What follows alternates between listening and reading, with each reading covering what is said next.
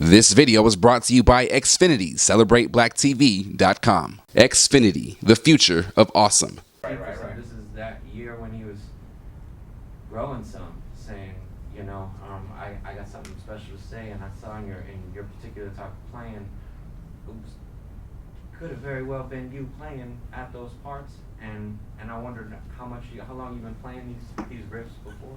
No, man. To be honest, it's funny that you funny that you say that. Like, I'm the shit guitarist, man. Like honestly, I'm a right-hand guitarist, but I'm a closet player. You know, I only play I'm more punk guitarist than anything. So it's just like loud and fast. But when we were preparing to make the movie, we thought that we could do it right-handed and then flip the image so I could look as comfortable as possible.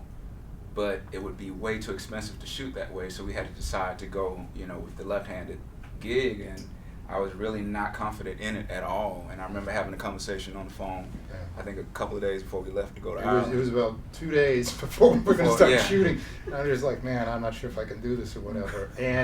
But to me, the funny thing was he'd worked for Artie for months, and he'd rehearsed it left-handed, and I'd actually had video of him shooting it left-handed.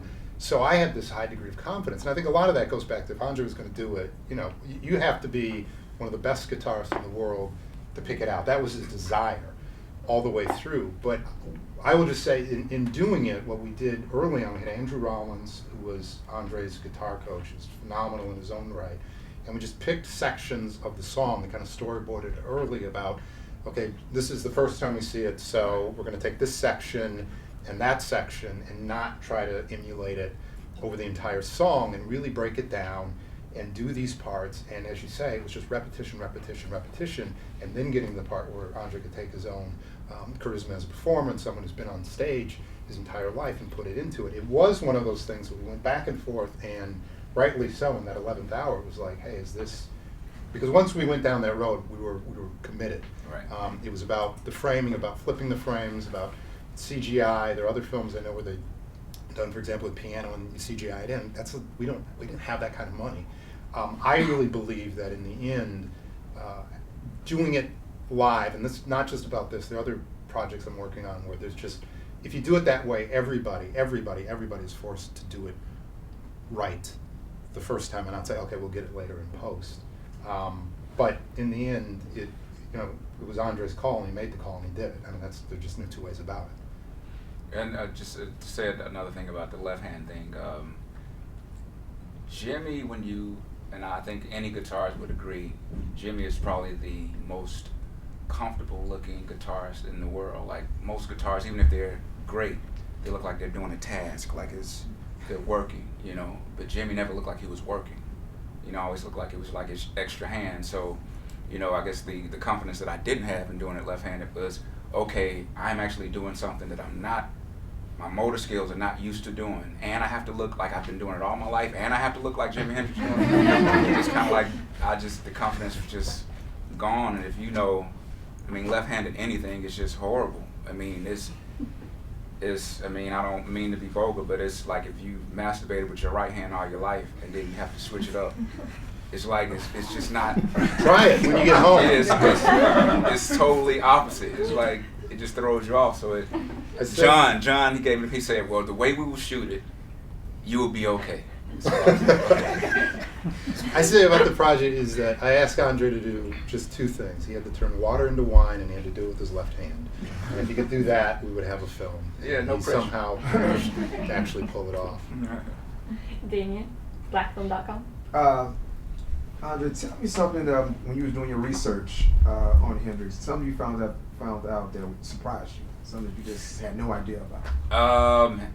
There's two things actually. Hendrix's confidence in his playing, and he was pretty ballsy. Like, I've heard interviews where he was kind of shit talking, you know, about other players. I mean, not putting them down, but basically talking about his skill, and also just his remorse. There was an interview where, of course, you'll see it in the film, where Hendrix, you know, he has to go on stage and play with Clapton.